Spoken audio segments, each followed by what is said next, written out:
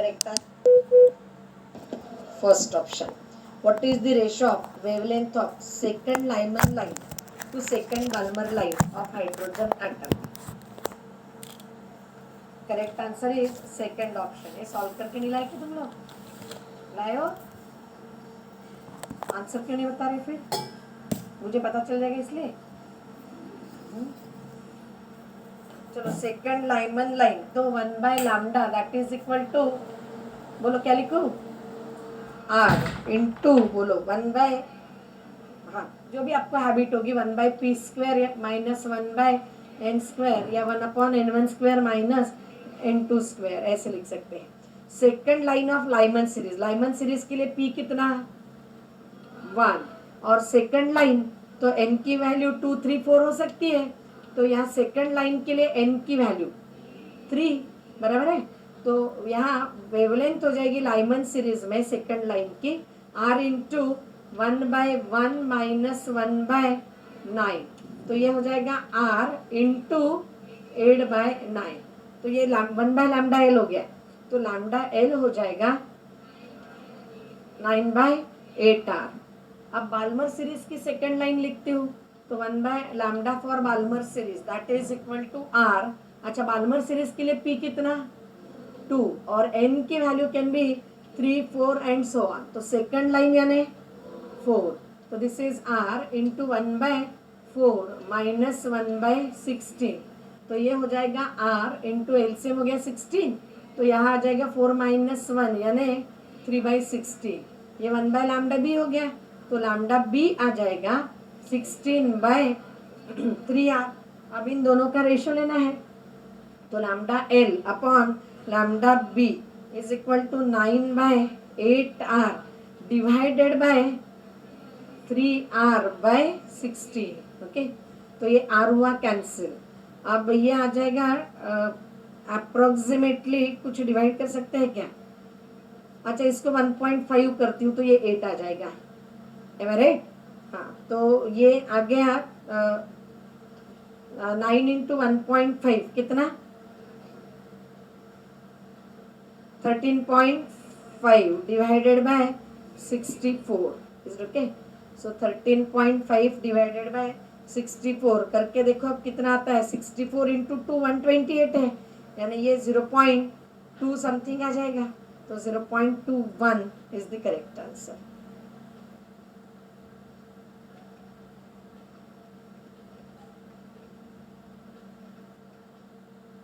In hydrogen atom, ultraviolet radiations are emitted. Ultraviolet radiation यानी कौन सी सीरीज? Lyman series. और लाइमन सीरीज मिलती है जब ट्रांजिशंस होते हैं higher orbit to first orbit. तो देखो अब हायर टू फर्स्ट कहाँ दिखाया है? फोर्थ में. n1 equal to 3 to n2 equal to 1. Okay. If radiations of all wavelengths from ultraviolet to infrared is pass through hydrogen atom at room temperature. तो hydrogen room temperature में है यानी कौन से स्टेट में हो गए इलेक्ट्रॉन्स? ग्राउंड स्टेट में. अब ये आप सभी रेडिएशंस पास कर रहे हो तो ग्राउंड स्टेट वाले इलेक्ट्रॉन्स कुछ फोटॉन्स एब्जॉर्ब करके हायर एनर्जी स्टेट में जाएंगे और जो फोटॉन्स एब्जॉर्ब होंगे वो एब्जॉर्प्शन स्पेक्ट्रम में मिसिंग रहेंगे. तो यानी absorption lines will be observed in Lyman series क्योंकि इलेक्ट्रॉन्स अब ग्राउंड टू हायर जाएंगे. तो हायर टू ग्राउंड के लिए जो एमिट होने वाले थे अब वो मिसिंग रहेंगे तो उनकी जगह एब्जॉर्प्शन लाइंस मिलेंगी. यानी एब्जॉर्प्शन लाइंस कौन से सीरीज में मिलेगी? लाइमन सीरीज में. Have I explained you this in class और not? If n is far greater than 1, dependence of frequency of photon emitted as a result of transition of electron from nth orbit to n-1th orbit on n will be. हाँ अब ये देखो समझा. किसकी frequency पूछे यहाँ? बोलो. Photon की. इलेक्ट्रॉन की नहीं पूछी. इलेक्ट्रॉन की पूछी होती रिवोल्यूशन की तो how frequency of electron varies with n inversely proportional to n cube. यहाँ इलेक्ट्रॉन की नहीं यहाँ पूछी है फोटॉन की और वो जंप कर रहा है from n-1th orbit to nth orbit. बराबर है. तो nth orbit to n-1th orbit. तो फ्रीक्वेंसी ऑफ फोटॉन कैसे लिखेंगे? क्या लिखो frequency of photon? C is equal to 1/λ से लिखती हूँ, तो nu is equal to C by lambda, तो ये हो जाएगा C इंटू 1/λ, और 1/λ को R p square minus 1/n²।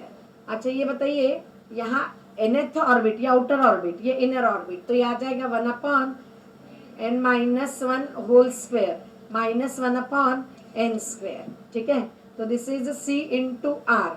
अब ये n² minus n-1 whole square upon n-1² into n², ऐसे आ जाएगा।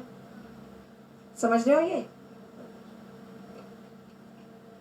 Now here this is C into R. अब ये n² minus n-1 whole square, चलो करो कैलकुलेटर, बोलो क्या आता है। n नहीं, चलो निकालो। मैं करते रहती हूँ, तुम लोग बैठ के सिर्फ देखते रहते हो। चलो तुम लोग करो एग्जाम। उल्टा आएगा, 2n-1 आएगा वो।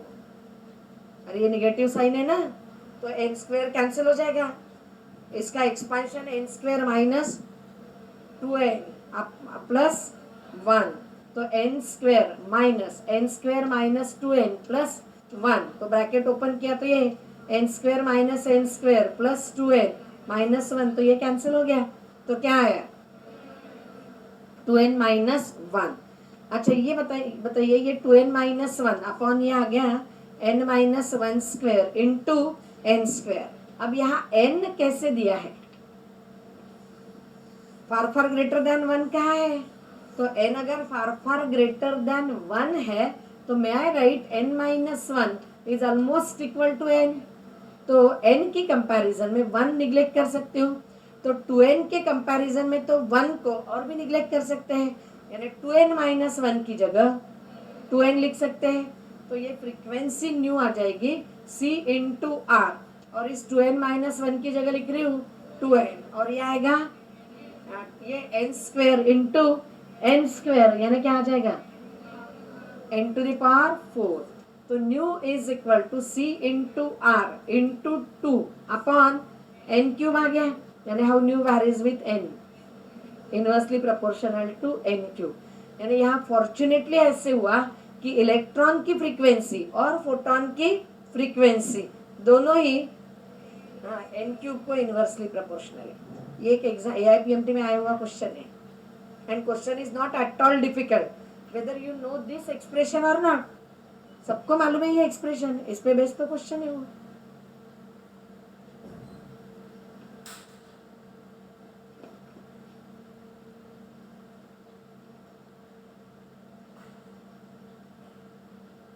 Ionization potential of hydrogen atom is 13.6 volt. ये आयोनाइजेशन पोटेंशियल है, यानी ग्राउंड स्टेट में एनर्जी कितनी होगी इलेक्ट्रॉन की, -13.6 electron volt. Okay, least energy of photon of Balmer series, a photon Balmer series का फोटोन कम से कम एनर्जी कौन से ट्रांजिशन के लिए मिलेगी, least energy of photon, minimum energy of photon is okay. हाँ, और बाल्मर सीरीज का, तो बाल्मर सीरीज में मिनिमम एनर्जी का फोटोन कौन से ट्रांजिशन के लिए मिलता है, बोलो फर्स्ट ट्रांजिशन में एनर्जी मिनिमम रहती है, तो energy of photon emitted minimum energy that is equal to energy of photon in third orbit minus in second orbit. Third orbit में एनर्जी कैसे लिखते हो, -13.6 अपॉन 9, -13.6 बाय 9, माइनस ये हो जाएगा प्लस 13.6 अपॉन 4, करो सिंप्लीफाई, तो आंसर आएगा इसका कितना आएगा, यहाँ ये -13.6 अपॉन 9 इज इट ऑलमोस्ट 1.5, और 13.6 अपॉन 4 कितना 3.4, तो this comes out to be 1.9 electron volt. Okay, तो करेक्ट आंसर हुआ इसका 1.89 electron volt.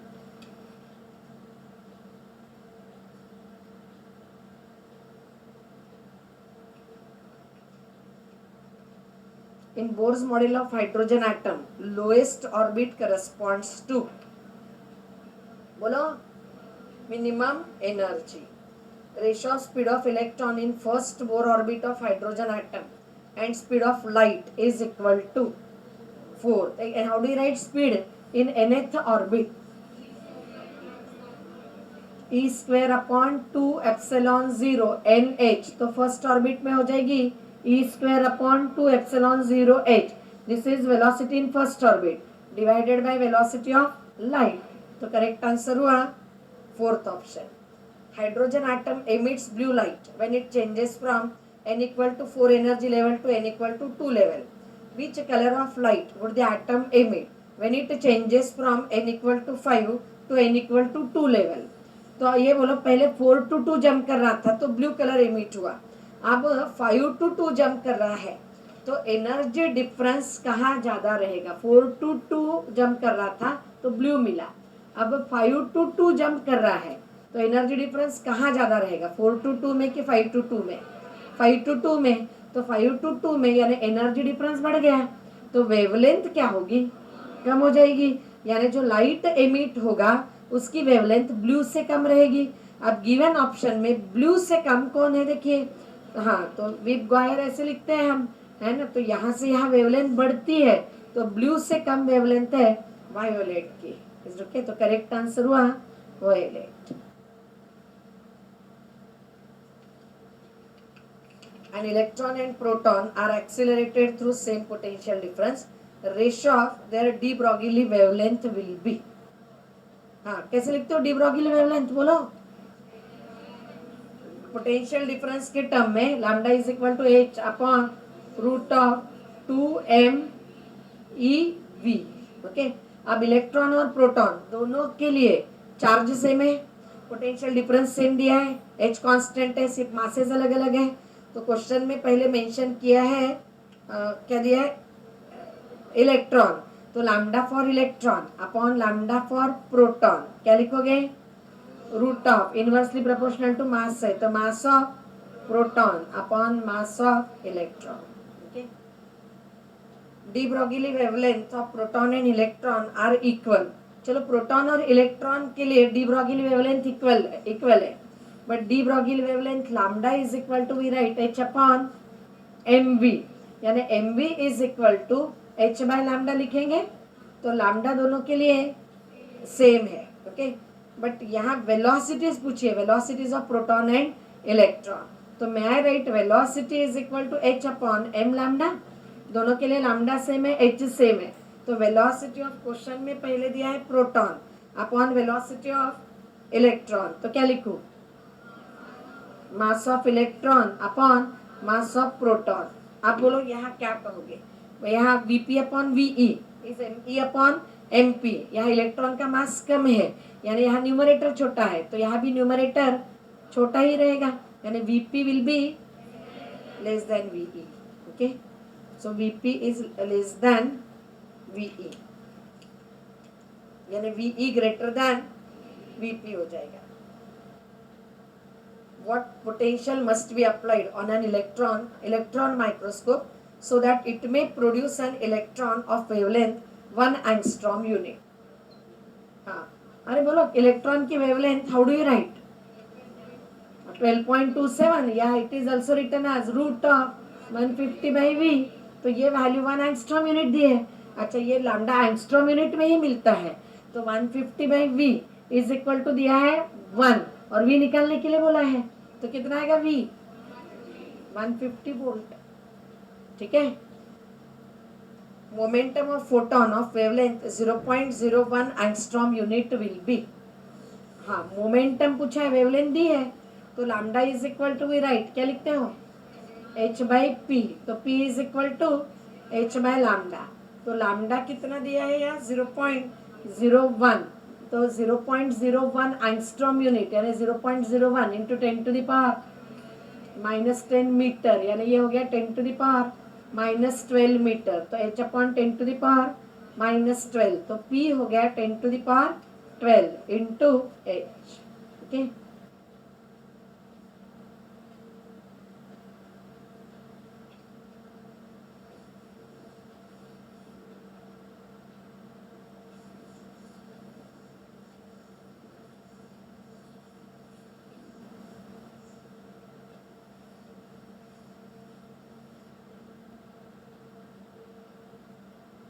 de Broglie wavelength of particle moving with velocity 2.25 into 10 to the power 8 metre पर second is equal to wavelength of photon.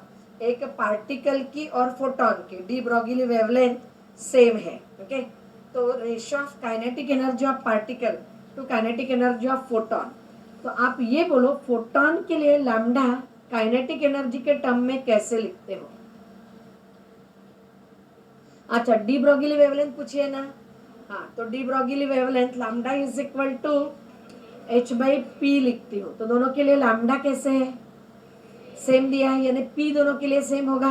हाँ, now kinetic energy particle की लिखते हैं हम half M V square, यानी half M V into V, but ये particle का momentum हो गया, तो this is equal to half into momentum of particle into V. And kinetic energy of photon कैसे लिखते हैं? एम सी स्क्वेयर, यानी M into C that is P in P of photon into C, बराबर है।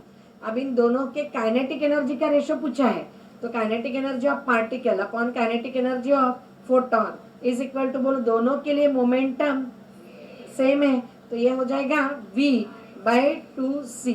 तो velocity दी है particle की 2.25 into 10 to the power 8, this upon 2 into 3 into 10 to the power 8, तो ये हुआ कैंसिल। तो ये आ गया 2.25 डिवाइडेड बाय 6 हो गया।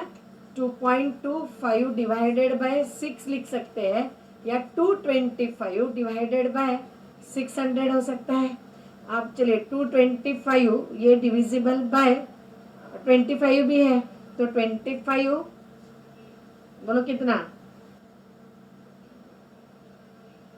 25 9 और ये है 25 से ये आ जाएगा 2, बराबर है, और ये 4 9 बाई 24, और फिर ये दोनों डिविजिबल है 3 से, तो ये आ जाएगा 3 by 8। Okay,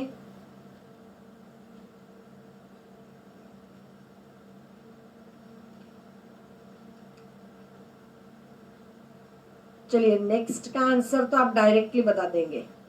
number of de Broglie waves present in the fourth orbit of hydrogen atom. बोलो, फोर्थ ऑर्बिट में 4 वेव्स है, फर्स्ट ऑर्बिट में 1 वेव, सेकंड ऑर्बिट में 2 वेव्स, फोर्थ ऑर्बिट में 4 वेव्स। बताया था मैंने आपको क्लास में। Beam of fast moving alpha particle was directed towards a thin film of gold. Parts A dash, B dash, C dash of transmitted and reflected beams corresponding to incident parts A, B, C of beam are shown in figure. Number of alpha particles are, बोलो alpha particles अगर nucleus की ओर send किए गए, gold nucleus की ओर, तो सबसे number of alpha particles, most of the alpha particles कैसे जाते हैं? अनडिफ्लेक्टेड। तो सबसे ज्यादा अल्फा पार्टिकल्स कौन से बीम में मिलेंगे? हाँ नहीं, ए तो इंसिडेंट हुआ है, बाहर कौन निकल रहा है? ए डैश, तो सबसे ज्यादा रहेंगे ए डैश में, और very few are reflected back, यानी सबसे कम रहेंगे बी डैश में। Okay, what is the ratio of radii of lithium 7 nucleus to Fe56 nucleus? कैसे लिखते हैं? और radius R equal to R0 A to the power 1/3, right. हाँ, तो यहाँ रेडियस दिए lithium to radius of iron, तो ए लिथियम के लिए कितना है? 7, और आयरन के लिए 56 रेस टू पावर 1/3, 7/56 यानी 1/8 रेस टू पावर 1/3, यानी आ गया 1/2। Okay, an ionic atom equivalent to hydrogen atom has a wavelength equal to 1/4 of wavelength of hydrogen lines. Ion will be helium. ये बोलो लैम्डा कैसे लिखते हैं और z के टर्म में? 1/λ is equal to r into z square, 1/p square minus 1/n square। ठीक है, अब यहाँ दोनों में ही ट्रांजिशंस कैसे लेंगे आप? सेम, यानी पी और एन की value same. How lambda varies with Z? Inversely proportional to Z square, बराबर है। तो lambda for that atom upon lambda for hydrogen ऐसे लिखा मैंने, तो inversely proportional to z square है, so lambda for atom upon lambda for hydrogen will be equal to z for hydrogen upon z for atom का whole square. बोलो lambda for atom कितना दिया है, 1/4 दैट ऑफ हाइड्रोजन, तो ये 1/4 हो जाएगा।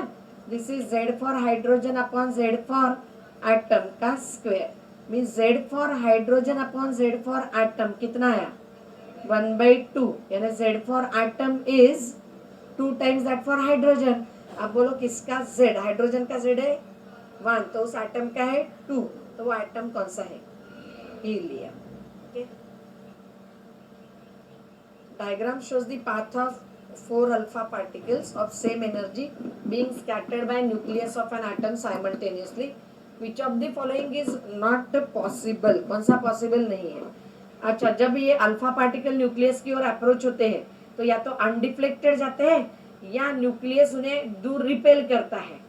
ओके, बीम 1 वाले अल्फा पार्टिकल रिपेल हो रहे हैं, दूर जा रहे हैं, बीम 2 वाले भी रिपेल हो रहे हैं, बीम 3 वाले रिफ्लेक्ट बैक हो रहे हैं जो पॉसिबल है, और बीम 4 वाले अट्रैक्ट हो रहे हैं। तो अट्रैक्ट हो सकते हैं क्या, नहीं, तो कौन सा पाथ पॉसिबल नहीं है, 4। ओके,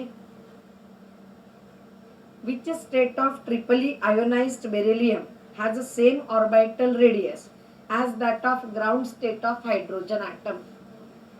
हाँ, दोनों के लिए रेडियस कैसे दिए, सेम। चलो रेडियस का एक्सप्रेशन बोलो तो आप मुझे, हाँ, epsilon 0 n square h square upon pi me square into z is okay. Radius same दी है और क्वेश्चन किस पे है,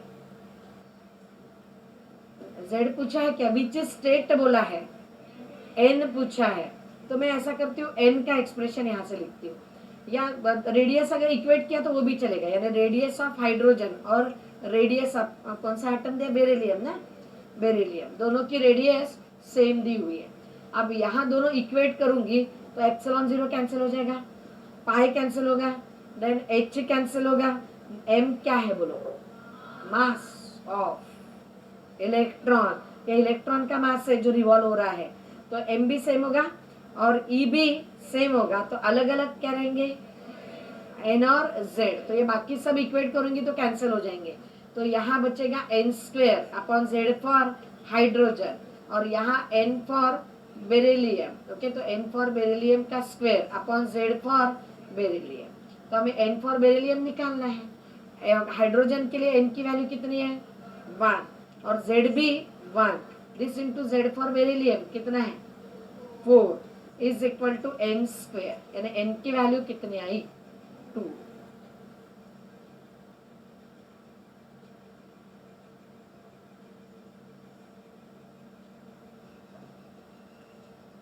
Masses of neutron and proton are 1.0087 AMU and 1.0073 AMU respectively. If neutrons and protons combine to form helium nucleus of mass 4.0015 AMU, binding energy of nucleus will be 28.4। चलिए, proton और neutron combine होके helium बन रहा है, तो कितने protons और कितने न्यूट्रॉन्स कंबाइन होंगे तो हीलियम बनेगा। हीलियम में how many protons are there, 2 protons, okay, और 2 न्यूट्रॉन्स, और उससे बन रहा है हीलियम, तो मास डिक्रीज होगा, तो मैं राइट यहाँ मास डिपेक्ट होगा, mass of 2 times the mass of proton plus 2 times the mass of neutron minus mass of nucleus helium multiplied by c square will give us the binding energy. और ये mass defect अगर AMU में मिला तो 1 AMU is equal to 931, तो इतने AMU is equal to this into 931, इतनी binding energy रहेगी, समझे। Now 2 times mass of proton दिया है 1.0073, तो 1.0073 इंटू 2 करो कितना आ जाएगा, that is 2.0146 plus 2 times mass of neutron आ जाएगा 2.0 बोलो 1 4 बराबर है, और मास ऑफ हीलियम है that is equal to 4.0015, this into 931, यहाँ से मिलेगी बाइंडिंग एनर्जी। आई होप आगे के कैलकुलेशन आप लोग कर लेंगे, कर लोगे कि करके दिखाओ subtraction. Number of beta particles emitted by a radioactive substance is twice the number of alpha particles emitted by it. यानी एक अल्फा एमिट हुआ तो दो बीटा एमिट होंगे। तो चलिए ये न्यूक्लियस है X, atomic number Z, mass number A। अगर इसने एक अल्फा एमिट किया तो Y मिलेगा, तो Y का Z कितना रहेगा, Z-2, और मास नंबर A-4। अब इसने दो बीटा एमिट किए, हाँ, तो दो एक बीटा एमिट किया तो Z विल इंक्रीज बाय 1 और A चेंज नहीं होता। तो जो नेक्स्ट न्यूक्लियस बनेगा से X डैश, उसके लिए Z रहेगा Z-2 + 2, यानी ये हो जाएगा Z, और A की वैल्यू A-4 होगा। हाँ, अब ये न्यूक्लियस और ये न्यूक्लियस कंपेयर करो, दोनों के लिए Z सेम है बट A अलग अलग है, तो फर्स्ट और लास्ट न्यूक्लियस ये क्या है, आइसोटोप्स है। Is okay, the resulting daughter is an isotope of parent. Okay, हाँ, आउटसाइड ऑफ न्यूक्लियस, ए बोलो whether electron can exist outside nucleus और not, proton can exist outside nucleus और नॉट, प्रोटॉन भी मिलता है बट कभी न्यूट्रॉन जो है वो आउटसाइड द न्यूक्लियस स्टेबल नहीं होता, तो neutron outside the nucleus is unstable. अच्छा, 39th तो हम छोड़ देंगे, पाई मिजॉन, एक्चुअली इसका आंसर है पाई प्लस, पाई माइनस और पाई 0, यानी मिजॉन पॉजिटिव भी हो सकता, अब ये है ही नहीं मिजॉन वगैरह हमारे सिलेबस में, पहले थे, तो ये पाई मिजॉन पॉजिटिव भी हो सकता है, निगेटिव भी हो सकता है, या न्यूट्रल भी हो सकता है। Okay, no need to bother about no pi मिजॉन।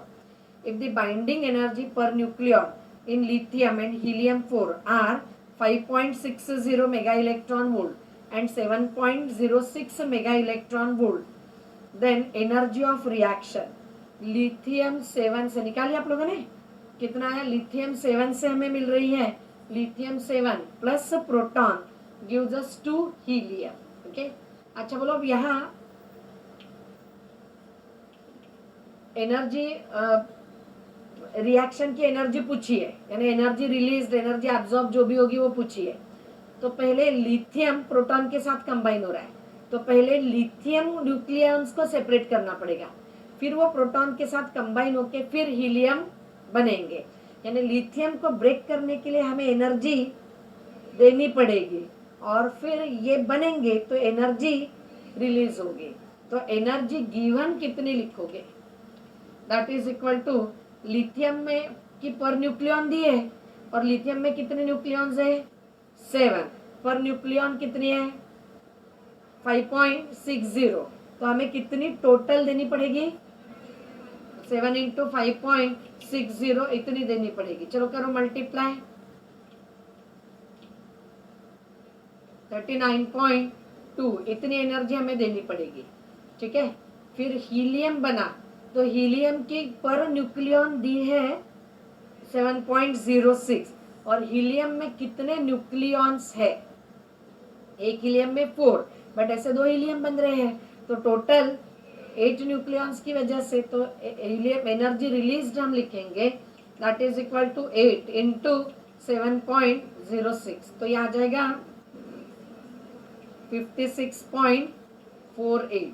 तो ये एनर्जी रिलीज हुई, ये एनर्जी दी, तो नेट एनर्जी ऑफ रिएक्शन हो जाएगी 56.48 माइनस 39.2, तो ये हो गया 827 बराबर है, एंड दिस इज 1, तो 17.28 mega electron volt is the energy of reaction, यानी energy of reaction we can say is 17.3 mega electron volt.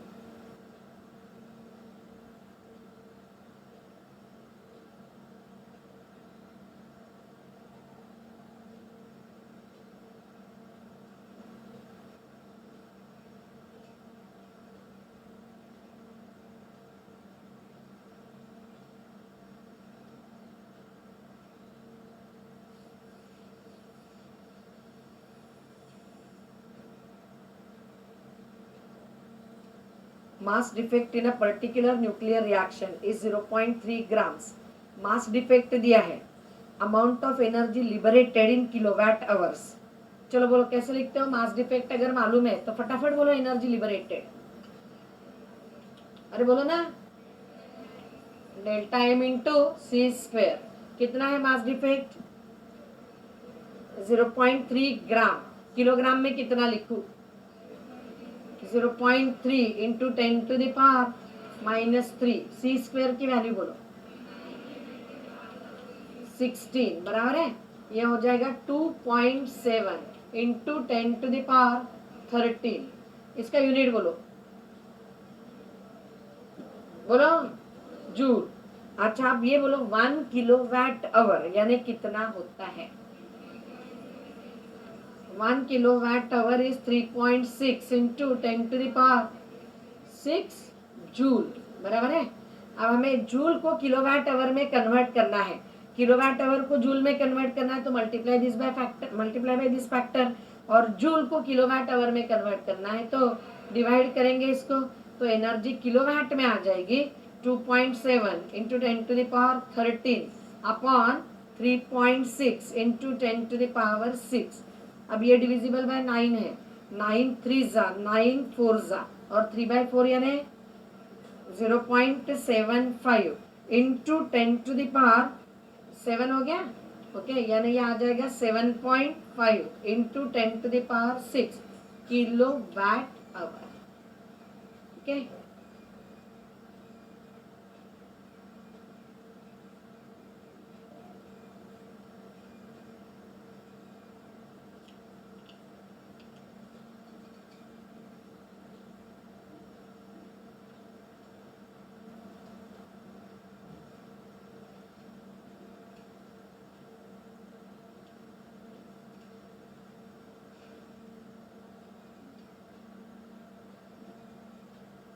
Which of the following is the fusion reaction.